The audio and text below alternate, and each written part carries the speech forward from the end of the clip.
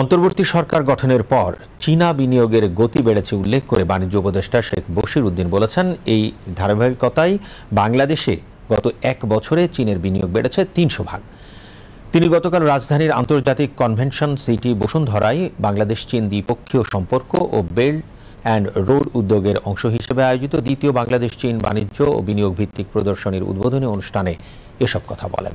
এ সময় ঢাকায় নিযুক্ত চীনের রাষ্ট্রদূত ইয়াও ওয়েন, বিদ্যুৎ, জ্বালানি ও খনিজ সম্পদ মন্ত্রণালয়ের অতিরিক্ত সচিব মোহাম্মদ সবুর হোসাইন, অর্থনৈতিক সম্পর্ক বিভাগের অতিরিক্ত সচিব মিরানা মাহরুখ সহ বাংলাদেশ চাইনিজ এন্টারপ্রাইজেস অ্যাসোসিয়েশনের নেতৃবৃন্দ উপস্থিত ছিলেন। উপদেষ্টা বলেন, গত এক বছরে ২০টি চীনা কোম্পানির সঙ্গে দ্বিপাক্ষিক বাণিজ্যিক চুক্তি স্বাক্ষর করেছে বাংলাদেশ।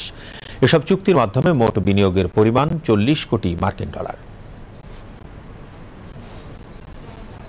চাইনিজ বিনিয়োগ প্রায় ৩০০% গ্রোথ হয়েছে গত ৬ মাসে বা এক বছরে, এবং এই গ্রোথটাকে আরো বাড়িয়ে নেওয়ার জন্য আমাদের একটা সংযোজিত হওয়া, উভয়ে সংযোজিত হয়ে আমাদের একটা সামগ্রিক সক্ষমতা বৃদ্ধি করার আমাদের পরস্পরের যে collaboration and cooperation, that is the whole idea of BRID, belt and road initiative, যেটা প্রাচীন যে আমাদের যে সিল্ক রুট ছিল ওখান থেকে অনুপ্রাণিত হয়ে এই জিনিসটা যে ট্রেড এবং ইনভেস্টমেন্টকে সংযোগ করার উদ্দেশ্যে আমাদের এই ধরনের উদ্যোগ।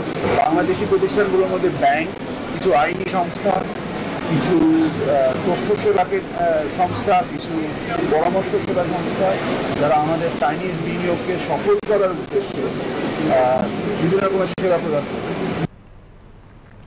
পরে বাণিজ্য উপদেষ্টা মেলার স্টলগুলো ঘুরে দেখেন। এ প্রদর্শনীতে প্রকৌশল ও নির্মাণ, ভারী যন্ত্রপাতি, প্রযুক্তি ও টেলিযোগাযোগ, ব্যাংকিং ও আর্থিক সেবা, স্বাস্থ্যসেবা ও ঔষধ শিল্প, কৃষি ও খাদ্য প্রক্রিয়াকরণ, লজিস্টিক্স ও সরবরাহ শৃঙ্খল সহ একাধিক খাতের প্রতিষ্ঠানের পণ্য ও সেবা তুলে ধরা হচ্ছে।